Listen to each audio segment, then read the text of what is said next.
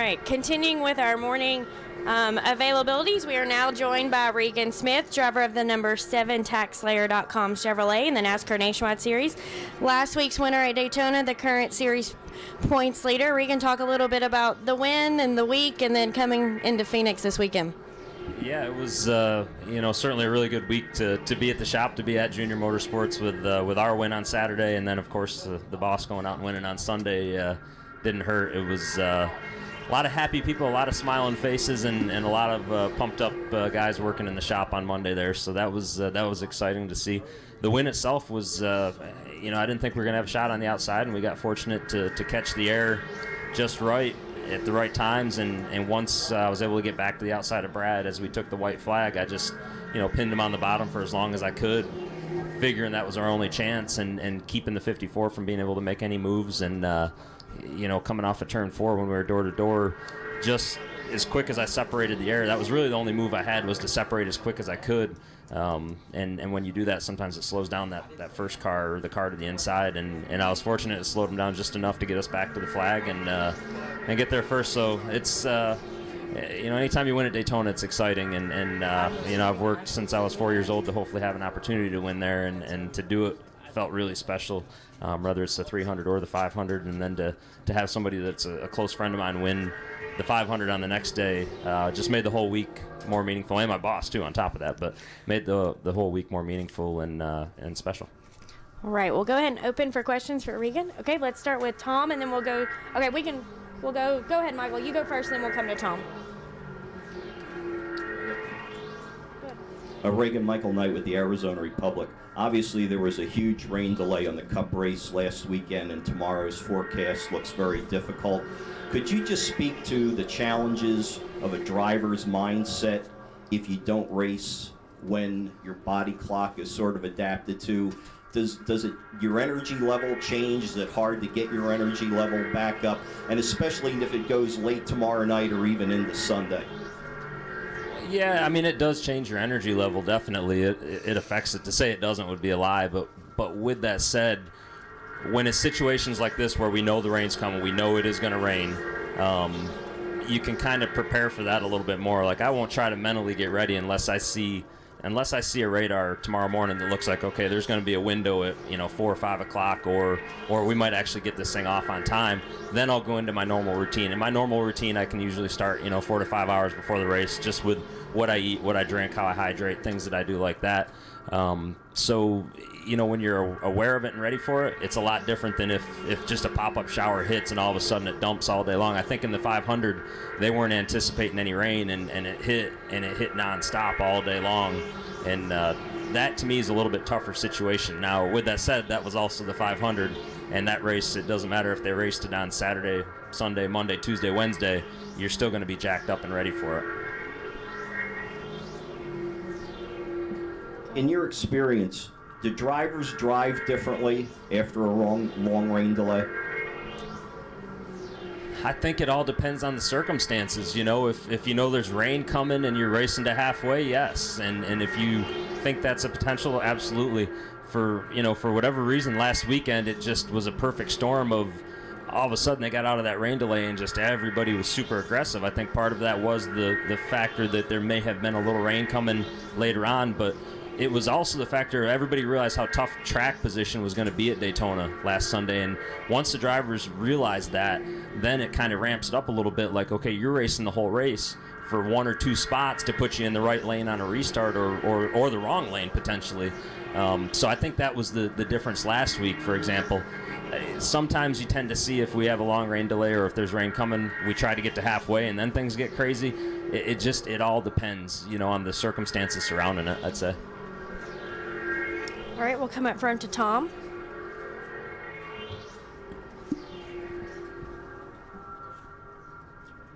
Regan, what does having a Daytona win on your resume mean to your career and to you personally now? Well, it's huge to both, I mean, personally, it's, as I said, I've dreamed about racing, not only racing there, but winning there since I was 4 years old. I think the first 500 I went to, I was either 4 or 5, and you just watch that place, and it's such a special place and just so magical. Even as a kid going there to watch it, it was it was pretty cool to get that feeling and to understand what it feels like to pull into victory lane there. I've been close in, the 150s, a couple of the 500s, had opportunities to win them, and certainly last year. And sometimes you're like, man, what's it take to win here? It's not an easy place to win. Everybody, takes it that next step up to try and win at Daytona, especially the first race. For most of us, I think that first one's got a little different feeling than the second one. Not taking anything away from either one of them, but that's just how it is. I think as the season's getting started, you're with your new teams, you got new colors, new suits, new everything, and there's a little more of a difference to that. So it means a lot to both, and to be able to say, I've got wins at Daytona, Darlington, some of the really special places we go, certainly means a lot.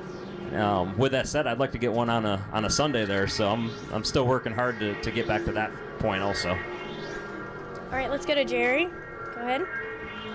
Regan, at age 30, you're still a very young man, but how does it feel to have an 18-year-old kid in the nationwide field, Dylan Kwasniewski? Well, we got Dylan. We've also got my teammate Chase Elliott is 18, and I'm fortunate that I'm around Chase a lot. I get to see him. I get to know his demeanor, know how he acts, and things like that. And from Chase's standpoint, it's very impressive. And I wish I was as mature and as quick of a learner at that age as he is. He picks stuff up really fast, and it just seems like he's always asking questions, always absorbing stuff. And one of my regrets as I was younger was to not ask more questions of the guys I was surrounded with, and to not ask more intelligent questions. And instead, I was probably a little too hard-headed and tried to learn everything on my own the hard way. And I think maybe made me be a little bit of a less quick learner when it comes to some stuff. But with that said, I don't feel old at 30. I feel young.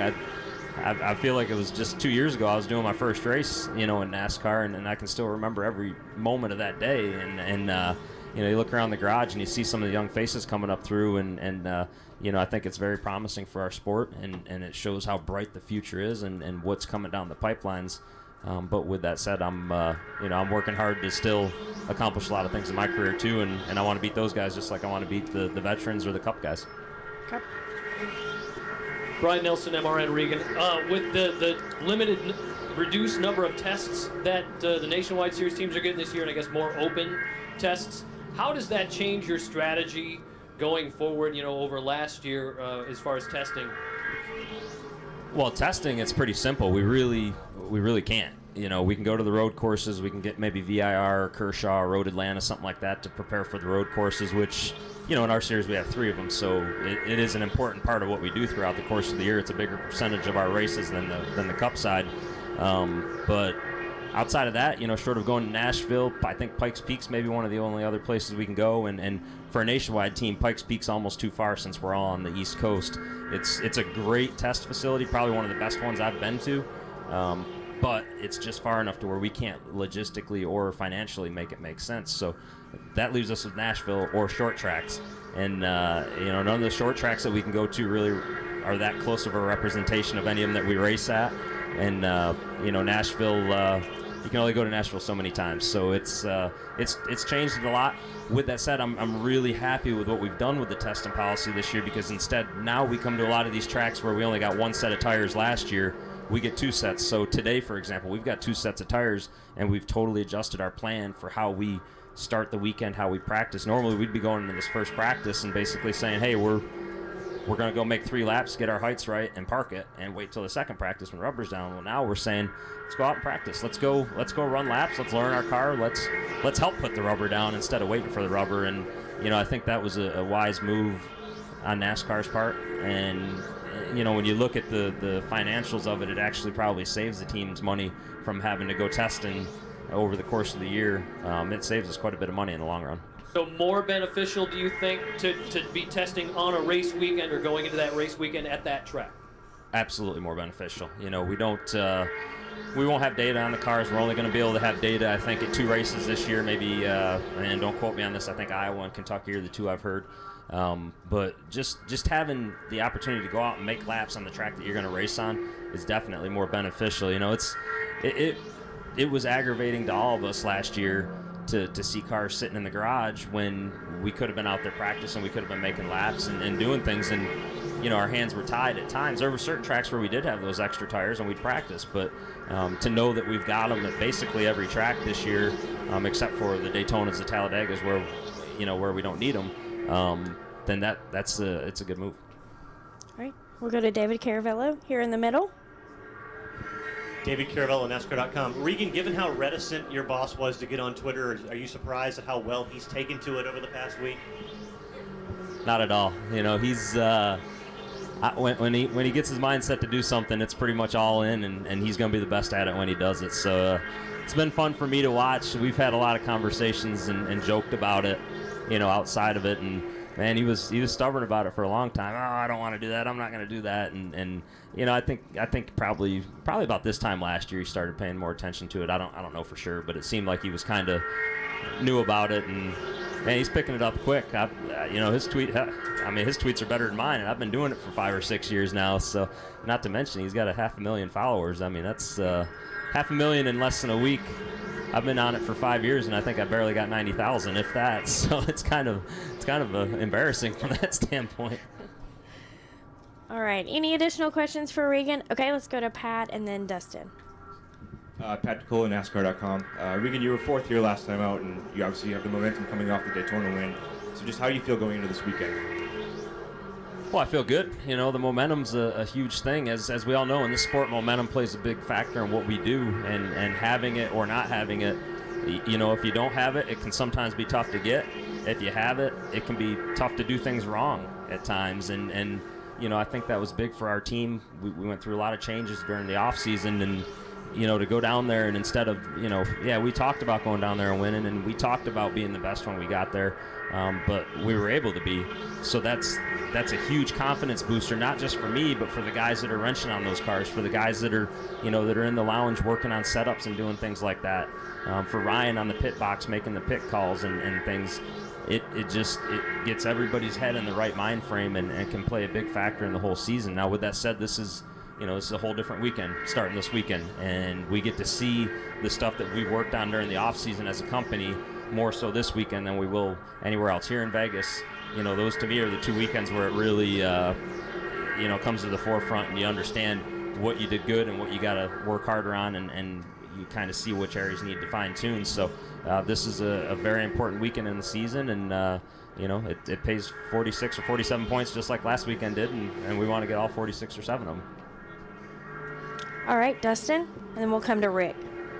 Dustin Long, MRN.com. Obviously, you've worked with Ryan in the past, so there's that. But it's probably one thing to work with a crew chief like him at Daytona, where there's only so much he can do. What become the challenges starting this week and the next couple weeks? Like you say, talk about how important the next couple weeks are, but what about with just that, with working with Ryan and getting back in tune with what you guys had a few years ago? Well, yeah, I mean, Daytona's definitely different, and it would be a lie to say it's not. He made the great pit calls. We cycled the race perfectly and did everything perfectly there. But we also didn't have to touch wedge bolts. We didn't have to touch, jack screws, things like that at all while we were out there, air pressure, you name it. So, we're going to have to work through those things, understand those things. I'm going to have to know, okay, maybe last year I would have gave Greg this information, but this year Ryan needs this information instead, just because they all tune on cars differently. They all look for different things in the driver's voice and what the driver's saying for what they want to hear, for what they know they have in the race car. So there's going to be some little things like that you work through. And generally speaking, when I've been with somebody, which I don't call this new because I've worked with Ryan in the past, I know what areas I need to tell him about, but typically when I'm with somebody new, I always keep it as simple as I can originally, and then, progressively kind of feel what they need and understand what they need for information. So there might be a little bit of that learning curve, but outside of that, Ryan on the box has a lot of experience, and he has a lot of experience in managing people, and not only people but drivers, and that's the part I'm excited about. Is there was times last year where I let my head get out of the game, and I didn't always keep as focused as I needed to on what I was doing on the track. And I know his personality. I know he's going to keep that focus in me all the time. All right, we'll take our final question from Rick. Hi, Rick Nelson, Charlotte Server. Regan, a minute ago when you were talking about the weather, I was curious, and I'm asking this in part because of what happened in the spring in Talladega. How much or little communication is there between NASCAR and the teams as far as if X then Y, postponing, waiting to see what happens with the weather. I just wondered, because obviously, it puts you guys in kind of limbo, how much or little communication goes on. Well, again, that depends on the circumstances. I think the nationwide race at Talladega in the spring, the difference from here to there is we don't have lights there. So, you're in more constant communication. If we can't get the drying process started by this time, it's probably not going to happen.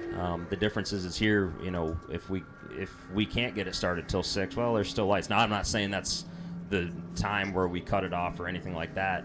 Those are all NASCAR decisions, but each week it's kind of a different pattern, and we follow different circumstances. So, I